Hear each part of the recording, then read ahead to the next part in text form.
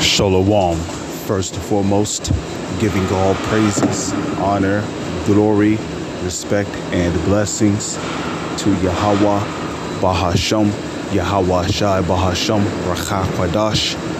Salutations to the Lord's elect on the four corners of the earth, pushing this truth and sincerity while patiently waiting for Yahweh Shai's return. And double honors to our apostles and elders of Great Millstone, which have taught us everything we know through the spirit and power of Yahweh, Bahasham, Yahweh Shai. And welcome to another series of GMS on the Job, being brought to you by the spirit and power of Yahweh, Bahasham, Yahweh Shai. This is the brother Yashamai coming back at you with another on the job video. Now, as you may know, I am at Esau's plantation, physically working. But while I am doing the physical work, I am also doing the spiritual work by providing spiritual, edification and spiritual lessons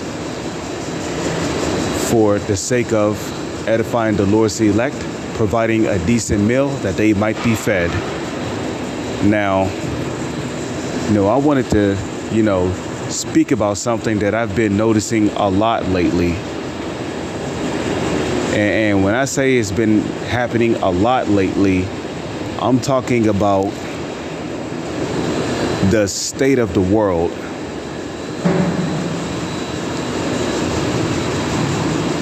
Because no matter where you go, everybody has this miserable, mourning look on their face. People are starting to realize that something is not right with this world. Nobody ever seems to have enough of food, enough time off, enough time to relax, enough time to have a peace of mind, enough time to collect their thoughts, enough time to spend with their family, enough time to, enjoy their time off. Nobody ever seems to have enough money to pay their rent, their bills, their phone bill.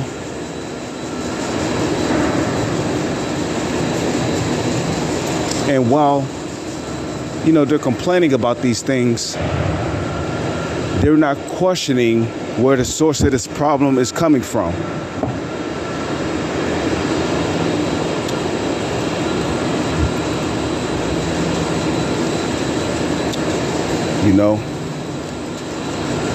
Somebody always wants or needs something. This world has entered a state of insufficiency because the super rich and the wealthy are gobbling it all up. They're hoarding it all to themselves. You see, the rich and the wealthy, while they're busy enjoying life, having quality time off with their family, going to these amusement parks, these theme parks, these family feud centers, these beaches, these places of amusement and entertainment, the rest of the world is suffering. Homelessness is going up every day. People is dying from eating food, even if it's food that's not even harmful to the body. People are still dying from eating food. Somebody couldn't make it to work because they didn't have enough money to put gas in their car. So now they got a point. They missed out on an extra $80 or a couple $100 because they couldn't make it in. They're losing hours. They're being oppressed by their boss. This whole world is fucked up. And there's a reason for that. Proverbs 29:2. When the righteous are in authority, the people rejoice. And let me tell you something. You see everything but rejoicing on the face of these people, especially the people who have to work to make ends meet.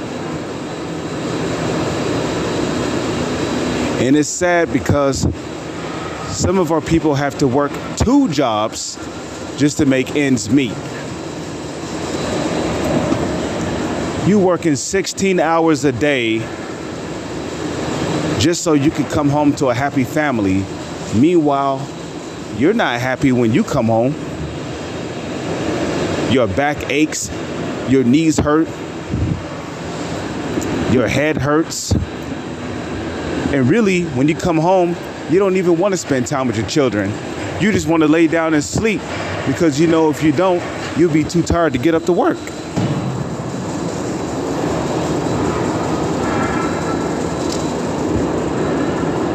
So rejoicing, that's the last expression you'll see on anybody's face, you know.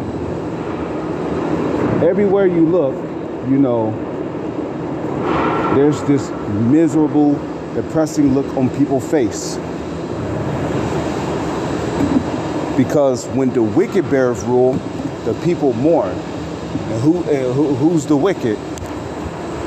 Well, that's in the book of Malachi, okay? Malachi, the 1st chapter, okay? Whereas Edom saith, you know, they are impoverished, but they shall return and build the desolate places.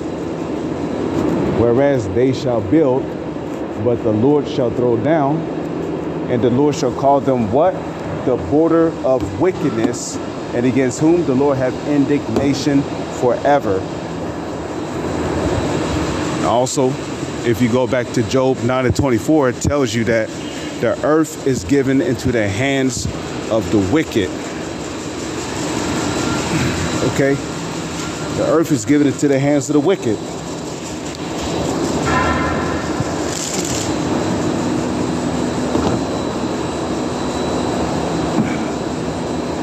So we know that according to Malachi, the 1st chapter,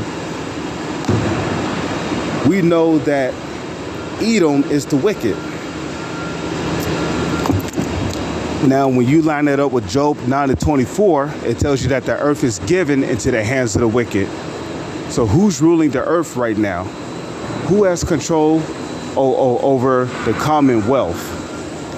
Who has control over these different countries through their monetary banking system? The so-called elites do. Okay? And the so-called elites, they call themselves what? Rothschilds, Rockefellers. These are your elite families who are ruling the world, and they are the ones responsible for the oppression that is currently taking place upon the face of the earth. Now, when you read 2nd Esdras, right?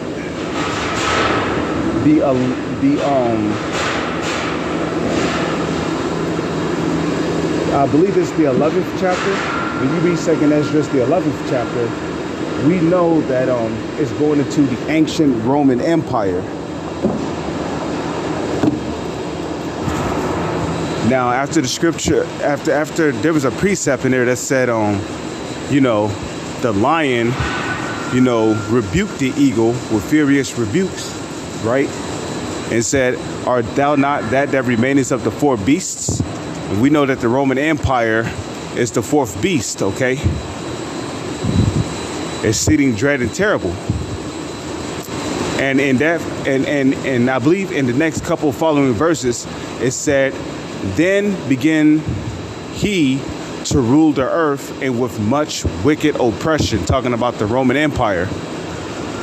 So the ones who had rule and control over the ancient Roman Empire, ruling it with much wicked oppression, these same individuals are back today through something that is called reincarnation.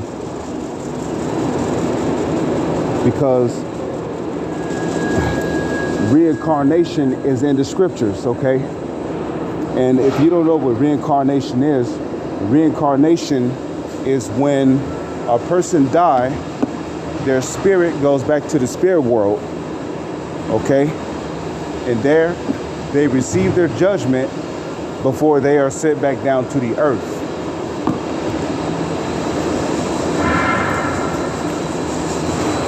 So then when the Lord sends that individual's spirit back down to the earth, their spirit is sent back down to the earth inside the body of a baby that's in the womb of a mother. And when that woman gives birth to that child, the spirit inside that baby is back here on the earth again. And that's where you get reincarnation for. That's where you get reincarnation from. Re meaning back. And then you got incarnation. Now the word carnation or carnal means fleshly or flesh. So re meaning back, and then you got in, like inside of, and then you got carnation or carnal. Reincarnation, which means what? You're back in the flesh again. Okay? So these same wicked individuals, right, that ruled the ancient Roman Empire with much wicked oppression, these same individuals are back here on the planet again, fulfilling the prophecy of Genesis, the 27th chapter, where Esau was blessed with the fatness of the earth. And that what? By his sword shall he live. And what do we see? We see America going around oppressing and bombing these different nations. We see NATO implementing sanctions. We see Europe implementing sanctions, you know. All these countries that was once a part of the 13 colonies, you know, are now controlled by the so-called elites who have control over the Commonwealth.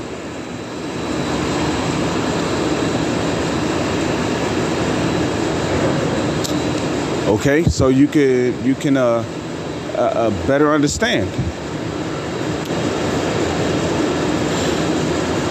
So the so-called elites, they are that wicked that's ruling the earth today, you know. And let me tell you something. When I was a child, man, people seemed much happier because it felt like there was more liberty, more so-called freedom to do things, you know. When you had a job back then, it actually felt like a job. You know, you worked for a couple of days and then you went home and you was actually able to enjoy your family. You didn't need to work 8 hours, you know, because back then, you know, even before I was born, you know, there was no such thing as you was working for 8 hours and, you know, 8 hours a day and that was it. And if you did work for 8 hours, you know, you would work for 8 hours for what, maybe 2 or 3 days, and then the rest of the week you was set. 3 days you worked, and then you had the rest of the week off. You could literally enjoy spending quality time with your family. Okay, and that's if you worked 8 hours. If you worked 8 hours a day, you would work 3 days, and then you had the rest of the 4 days off. Okay, you know, some jobs you had less hours, so you can, you know, spend more time with your family per day, but you worked more days. So like instead of working 8 hours in a day, you probably worked 3 hours that day, and then you went home and you pretty much had the rest of the time to your family. So it all just depends on what type of job you had, you know. If you was a paper boy, you know, the amount of money you made didn't depend on, you know, how many hours you put in. It depended on how many houses you delivered newspapers to. So kind of like Uber, you could accept a certain amount of calls and go to pick somebody up, and that was it, right? You know, you could turn off your phone, let people, let Uber know that you're not accepting any more calls, so you could enjoy the rest of the day off, right? Well, that's what it was like with certain jobs back then. And I'm talking about in the 1930s, the 1920s. You was a newspaper boy. The amount of money you made depended on how many houses you delivered newspapers to. So if you delivered newspapers to 20 houses, that was what? Probably like $20 right there. Now back then in the late 1800s, a $5 bill could literally get you a month's worth of groceries. So $20 back then was considered a lot of money. Okay, you would buy a month's worth of groceries, or maybe not even a month's worth. You probably bought a week's worth of groceries with a dollar or less. And then the rest of the money, you probably, you know, took your wife out to the movies. You know, y'all probably went somewhere like to a carnival or something. But in this time and age that we're living in, people can't even be people anymore. Jobs are not even jobs anymore. It's slavery. Okay, there's a difference between a job and being a slave, man. You know, and this economy is so bad that some people work 2 jobs. Imagine working 16 hours a day. And then you come home, right? You come home and you so damn tired, you don't even want to spend time with your wife. You're too tired to even pop your wife. You know, you just laying down in bed. You still got your work clothes on and you're asleep. That's not living, man. That's not fucking living.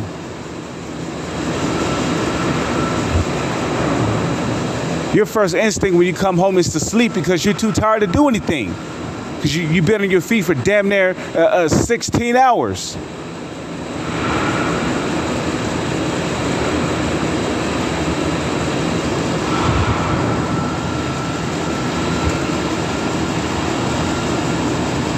Like I said, man, and I'm pretty sure you brothers can agree with me on this. Even when you're just out in society, okay? Even when you're out in society, man, you can see the look on particular people's faces, man, and they don't have the look of rejoicing, okay? They have the look of misery. They're tired and mourning. You know, some people look like they don't even want to live anymore.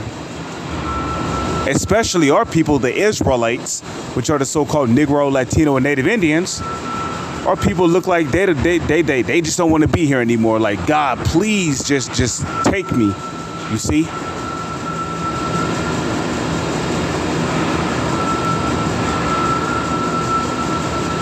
That's the look they give off on their face, you know? They're miserable, they're mourning, and that's especially our people, man. But you know, our people gotta understand, the Lord put us in that situation. Why? Because we transgressed against him.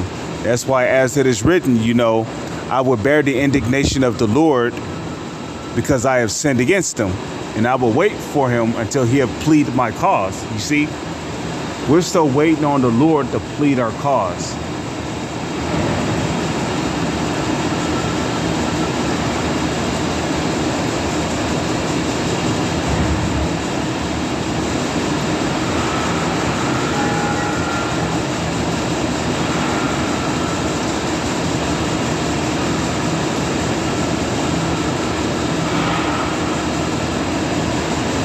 You see, we're still waiting on the Lord to plead our cause. You know, so until then, we just gotta wait, man. But the scriptures also say, give him no rest. Give who no rest? Give the Lord no rest. Until what? Until he have made Jerusalem a praise in the earth. You know, that's why, you know, like it tells you in Revelation, the souls of the just complain continually. We are continually complaining to the Father. Why? Because we're in mourning. You know, we ain't got shit. We don't have substance. We have nothing. We're at the bottom. We're constantly being looked down upon. You know, they're constantly taking huge amounts of money out of our checks.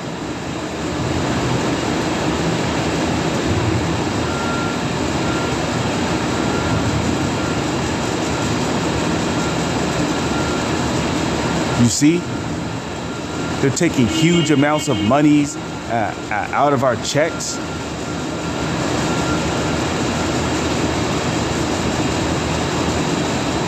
And it's like the more money you make at work, the more money they take out of taxes.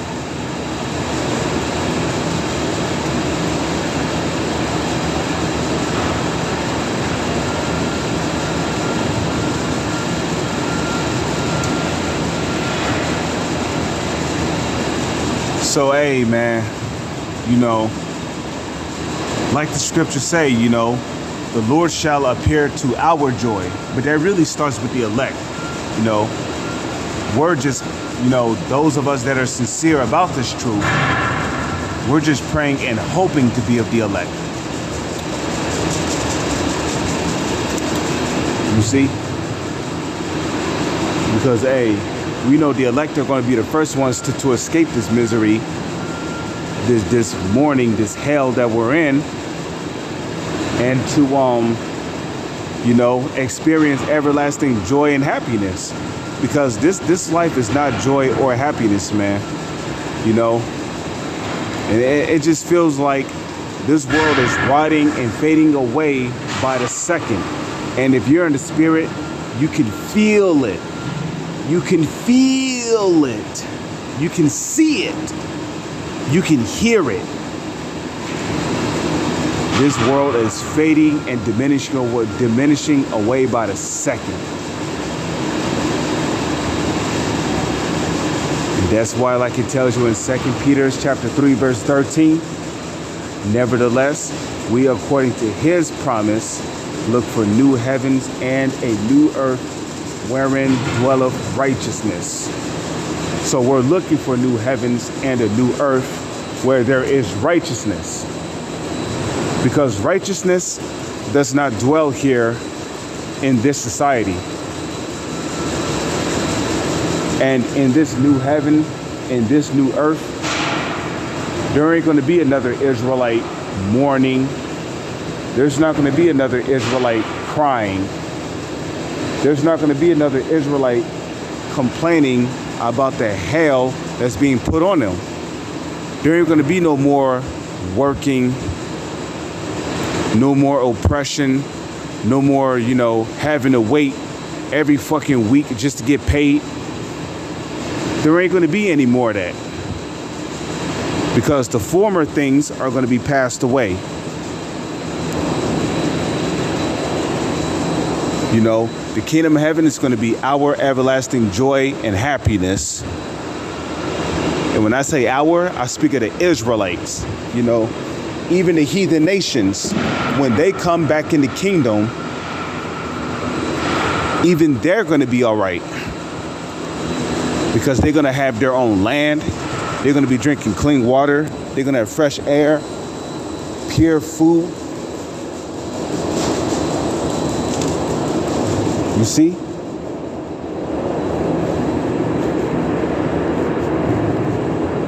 There ain't gonna be no more GMO foods. Ain't gonna be no more questioning what the ingredients are in your food. No more of that shit, man. The kingdom of heaven is where the Lord is going to liberate us from this oppression. We're going to know what true freedom is like. You can't even wake up in this society and just go wherever you want. Okay? You go to the wrong area of the world and you might get abducted, cannibalized. You might get put on a slave market, the sex trafficking market. You know? But in the kingdom of heaven, we're going to be able to wake up and go wherever the fuck we want to go. Okay? If you want to go to Mars, if you want to wake up one day and check out you know, what's on Mars, if you want to wake up one day and check out what's on Jupiter or Saturn or Uranus, guess what? We're going to be able to do that.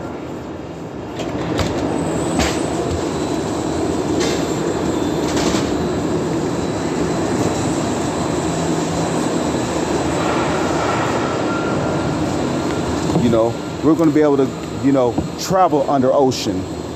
You know, if you wake up one day and you want to go to one of your underwater cities, guess what? You're going to be able to do that. If you want to wake up one day and go to one of your floating islands, because hey, we're going to have it in the kingdom, man. We're going to have it all. We're going to have floating islands. We're going to have islands that's going to be floating up in the sky. We're going to have those. We're going to have floating islands, underwater cities. We're going to have islands that's literally going to be traveling through space, islands traveling through universes, islands traveling, you know, traveling across the sky. We're literally going to have traveling islands that's going to be floating up in the sky, man. Traveling islands, traveling floating cities, you know. Each night when you go to sleep, if you decide to go to sleep, or every night, you're going to have a different type of night sky. It's never going to be the same night sky. You know, you might come across a planet you've never seen before. And you might be like, shit, I got to go explore that. So then, you know, you go and you fly to that planet and you explore it.